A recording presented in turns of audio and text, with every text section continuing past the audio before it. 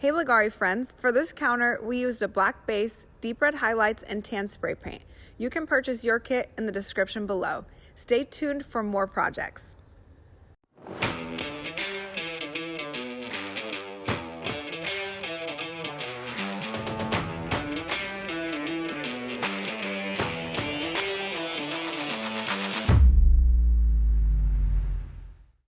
All right, so we're getting ready to apply the base coat. Everything's plasticed off. Your counters have been prepped. You've already got the primer down. We're trying to go over the primer when it's sticky, but it's not pulling up any residue of primer. So that's basically ready to go.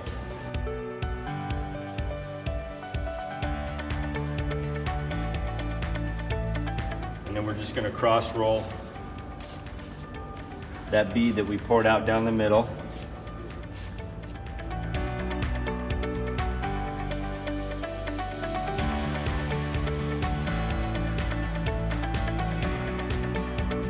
All right, so now I'm gonna get this back edge done. I'm just kind of making a bead so I get up onto the tape a little bit. And then I'll kind of pull some of that back out. That way we don't have a big pile right on that back edge.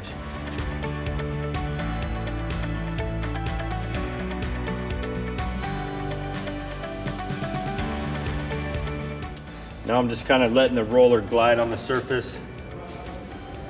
This will help kind of push the really thick spots around, kind of level them out a little more.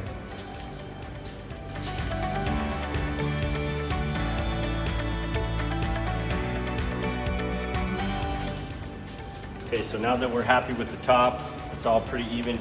And if you have thick spots, I'll kind of demonstrate what a thick spot will do. So when we're kind of gliding across the surface, you hit a thick spot, see how it just pushes a big pile of product? Those are the spots you would want to kind of feather out, move around, even out everywhere. And that's what we're looking for when we're just letting it glide on the surface. So everything's really even. Now we're going to do our edges. We're just rolling on the top, and we roll about a foot and a half on the face.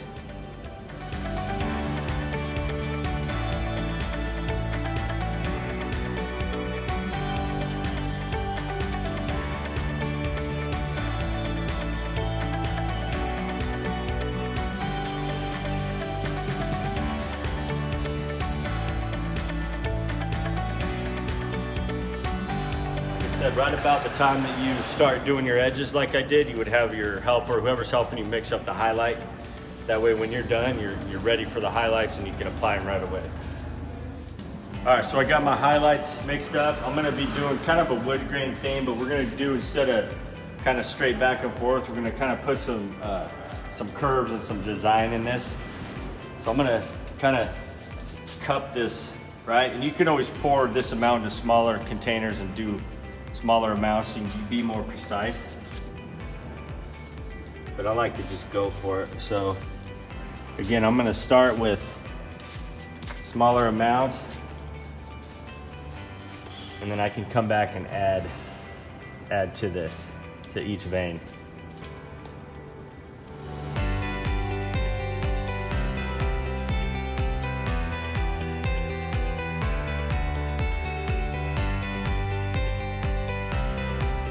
Kind of come back and add to some spots that were really thin.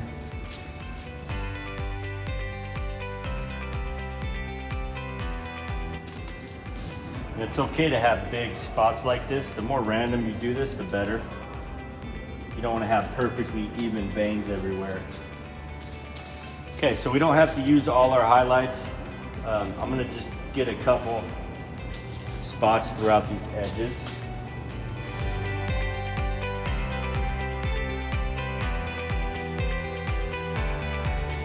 Now we're gonna add some brown spray paint, just some gloss spray paint, any spray paint works.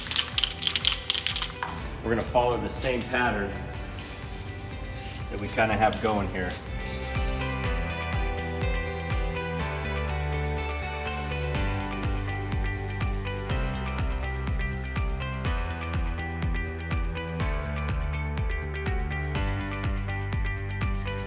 So now the fun part is we get to use our hands. You can use You can use paint sticks, you can use pool trials, you can use putty knives, all kinds of stuff to kind of blend this in.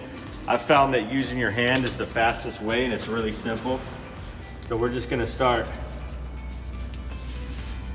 just kind of flowing with these same pattern, right? We want to kind of follow that grain that we did. And obviously it's better to start mixing it less, and we can always come back and add to it. So I'm using about 4 fingers, and I'm just going back and forth.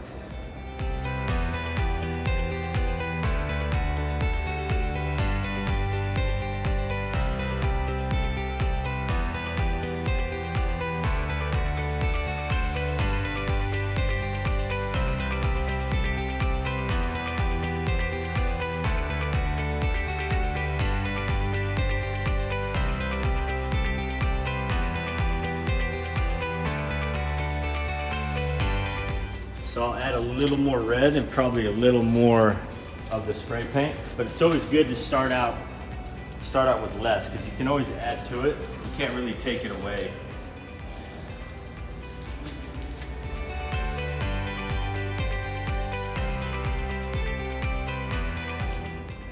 And as long as you do it relatively quickly, this won't heat up on you on the bucket. You don't want to leave a large amount in the bucket or it'll just heat up real quick.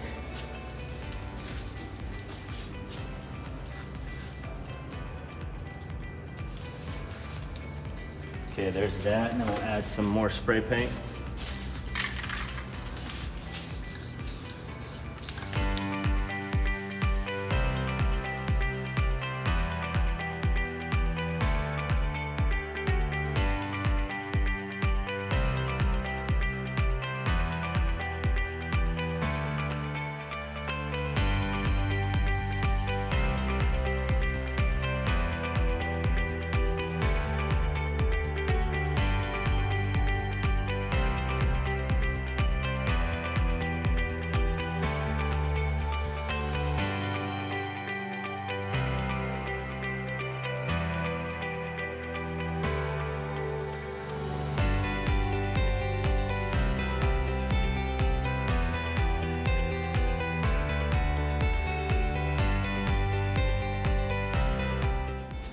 So notice how when I come to the edge, I'm kind of going all the way off.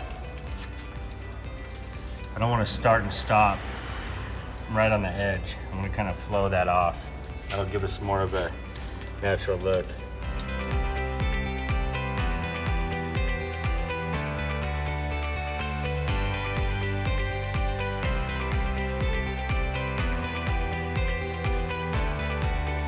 All right, so when you're kind of working the material like that, we applied it, we blended it, and then we added more color, we blended it again. Sometimes you will get some bubbles just because it is starting to set up a little. So the easiest way, if you just have a few, you can literally pop them with your finger, right? Real simple. If they're all over the counter, you can just take the denatured alcohol. The best thing is denatured alcohol because it just doesn't really affect the surface. But instead of doing the spritzes like we do in dispersing, we want to do a big mist and just let that mist hit the surface. So stand back and just let it fall on the surface. And that's going to pop any bubbles that are left out there without really affecting the way the top looks. It won't really give it that dispersing look. Can you see these bubbles? We just lightly mist it. See how that hits the surface and pops?